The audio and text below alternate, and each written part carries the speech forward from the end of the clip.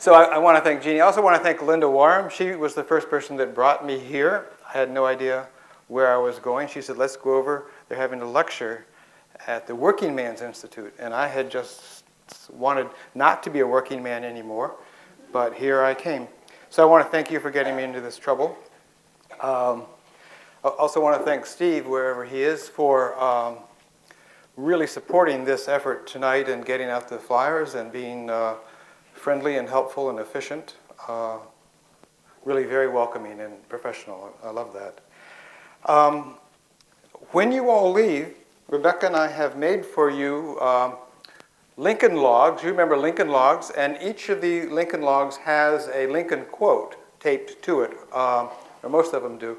I'm making a lot out of Lincoln's language, and so we gleaned all sorts of sources, and each of you can have a Lincoln quote of your own, and it's a going away present from the lecture. And then you can call each other up and share quotes. That's called community building. And there's a little log cabin that Rebecca made there too. Every woman wants a dream house, and I also want to say something quickly because this is 45 minutes, and I've been told to stick to that, and I plan to. You all can hear me all right with this? Good, thank you. I want to say something about the picture. David K. Stone was a friend of mine, and over 40 years ago, I commissioned him to do this painting. He since then became a famous painter. He was the president of the American Illustrators Society. And David K. Stone painted this. It's followed me wherever I go. And I want to just honor him for that. The reason I asked for this date is we are November 19th is the 148th anniversary of the Gettysburg Address, and so this is the closest we could come to that. I hope that we have time for questions and answers, but this is, in the old style, a formal lecture, and it goes better if I don't lose my rhythm and pacing, or my nerve, or my... A writer of a prose poem about him once wrote, "If we Americans cannot find Lincoln, we are lost." That is a grave statement. The novelist John Steinbeck tells of a visit with his son at the Lincoln Memorial. Awed by it all, the youth blurted out, "Oh Lord, we had better be great." This too speaks of a certain gravity of purpose. So I come here tonight with some high ideas in mind, and like many, I have been haunted by Lincoln and inspired by him all of my life. Lincoln can be endlessly interesting, both who he became a massively true person and how he became that person. He is at once darkly complex and yet strangely natural and simple. Who Lincoln was and how he became that person can reveal the better angels of our nature, as well as something of the nature of what Lincoln would have called the Almighty. Among Lincoln's favorite books were the Bible and the works of Shakespeare. And he became a person of biblical proportion.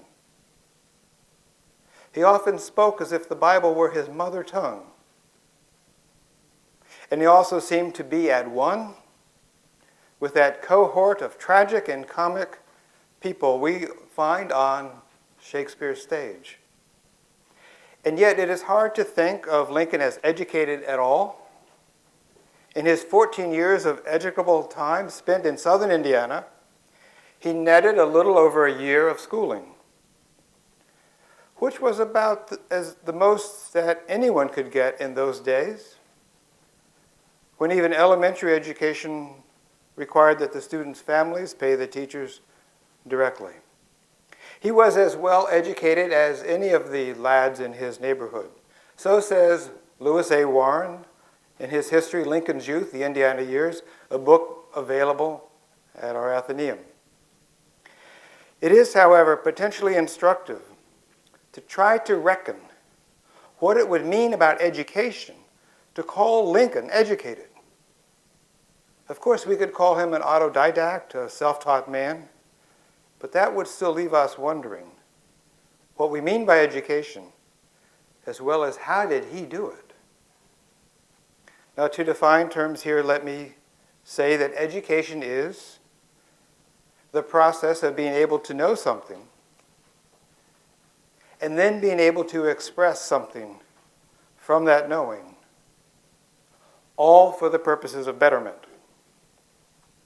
Education then is part input and part output in that particular American way of being for the goodness of self and others. Now, we live where significant people came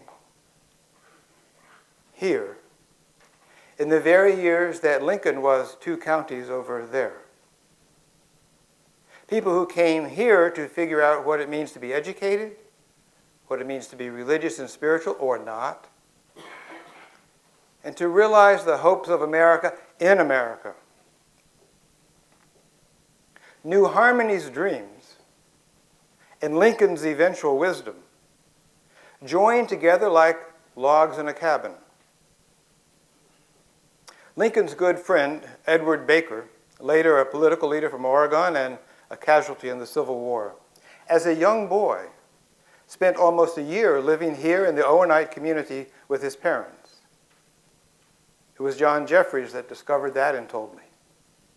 Robert Dale Owen wrote the president, expecting to be heard, about the Emancipation Proclamation. Linda Warren and Steve Cochran discovered that and told me, and copies of that letter are for sale over at the Athenaeum bookstore. And young Lincoln surely saw the German harmonists walking to Corydon, the capital, on the road that passed by Gentryville and Pigeon Creek. Now, this mix of Lincoln and New Harmony comes to light graphically in an award-winning novel called Abe by Richard Schlotkin, in which he imagines Lincoln meeting and being inspired by the person in the speeches of Fanny Wright. We have that book here at the WMI Library, and it is available on sale on Amazon.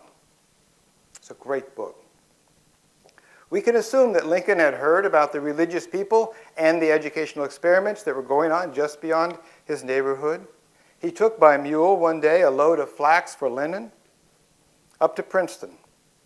And his father went to Vincennes to pay off the family deed. And all throughout his life, Lincoln was always especially responsive to German Americans, like the ones that he had seen living around him. He also clearly embraced the Enlightenment ideas of the Scotsman, William McClure, and the Welshman who moved to Scotland, who moved here, Robert Owen. And a case can be made that Lincoln was a better utopian and had a better education and a better religious worldview than those intriguing figures who came to New Harmony. And if that is so, what might that say about those ideas for our time? Another question to ask is, how could a secular humanist gain such an education? And could he be an inspiration even to Christians and a role model for education? Lincoln eventually forged his education by taking the languages of the biblical worldview, of inventive Newtonian science, contemporary geology, Euclid's logic, and all that he mixed in with the best of English poetry, Shakespeare, Byron, and Burns. That's an educated man. Lincoln was our language president. And his education is the story of his acquiring language. And then what he said, the astounding words he said. Now, in 1828, when Lincoln was 19 years old, still living over in Little Pigeon Creek, in what was then called Perry County, now Spencer County, there was a band of earnest and moral men, close to Lincoln's age, from Yale, who had a serious idea. They were Presbyterian Congregationalists. And they were forming a project to move to Illinois. They wanted to save the state. Their project was called Illinois College in Jackson. The Second Great Awakening was engendering a fervent spirit in New England. There were three ideas taking hold with young Americans once again: faith in God, belief in education, and hopes for a righteous society, that city on a hill, for the nation and for the world. It had been 200 years since the Puritan Congregationalists had landed at Plymouth Rock with those same three ideas. And those ideas, those three ideas, God, education, and community, had been flowing west ever since then by wagon loads. Wagons mostly made in Pennsylvania, some by the Newcomer family around Chambersburg, others called Conestoga wagons, came like rolling Mayflowers, carrying people with those three ideas. Such ideas were tools for civilization, along with the hoe and the plow, the axe and the rifle, quilting needles, scissors, and cloth. All these came in the hands of men and women who believed that education had something to do with virtue, that virtue was revealed in the Bible mainly, as well as in the Latin and Greek classics, and that virtue itself was necessary for a community to survive and to prosper. Up in Jackson, Illinois, those educated Presbyterian men believed in both learning the classics and in the words of the Bible. Down in Indiana, Lincoln had a Bible. And he also had Aesop's Fables, Lincoln's first book other than the Bible. And he read Pilgrim's Progress and Robinson Crusoe and Weems' biography of Washington, fully entitled The Life of George Washington, with curious anecdotes equally honorable to himself and exemplary to his countrymen.